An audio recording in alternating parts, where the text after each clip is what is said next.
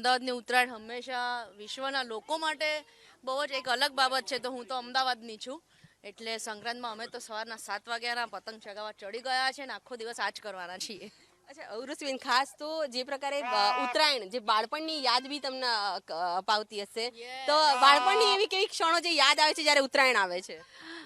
બાળપણમાં તો એવું હતું કે અમે જમવા માટે પણ નહોતા ઉતરતા. સવારે દિવસ ઉગે એટલે ચડી જતા, આખી રાત આગલા દિવસે ઊંઘ પણ નથી આવતી, કારણ કે એટલો ઉત્સાહ હોય અને આખો દિવસ કલર આખો ચેન્જ થઈ જાય સ્કિનનો, એ રીતે અમે લોકો પતંગ ચગાવતા. અચ્છા, અત્યારે વ્યસ્ત શેડ્યુલમાં કેવી રીતના ટાઈમ કાઢો છો? કારણ કે અત્યારે પરિવાર સાથે ટાઈમ તો કાઢી રહ્યા છે, પણ કેવી રીતના ટાઈમ તમે ફાળવો છો? બસ જો આજનો દિવસ જે થશે થશે, કાલથી પાછા કામ પર લાગી જશું, એટલે હવે ટાઈમ ઓછો મળે છે, પણ જેટલો પણ મળે છે એટલું એન્જોય જરૂર કરીએ છીએ.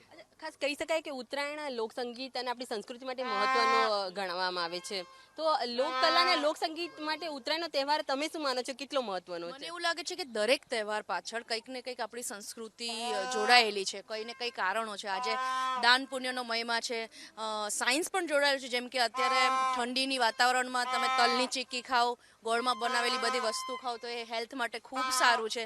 એટલે આવા અનેક રીઝનો છે, ધાર્મિક અને સાયન્ટિફિક રીઝનો છે, કે એ બધા જ તહેવારો સાથે જે ભારતીય સંસ્કૃતિ છે એ બધા જ તહેવારો સાથે કનેક્ટ થાય છે.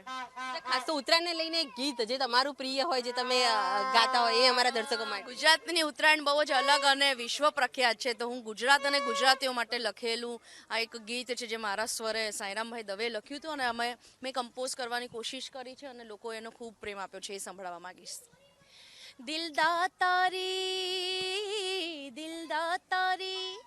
દિલદાતારી આંખ કટારી, મીઠડું ને મધમાતું, પર્વત ઊંચા નાજુક નદીઓ છે, દરિયા દિલવાળું.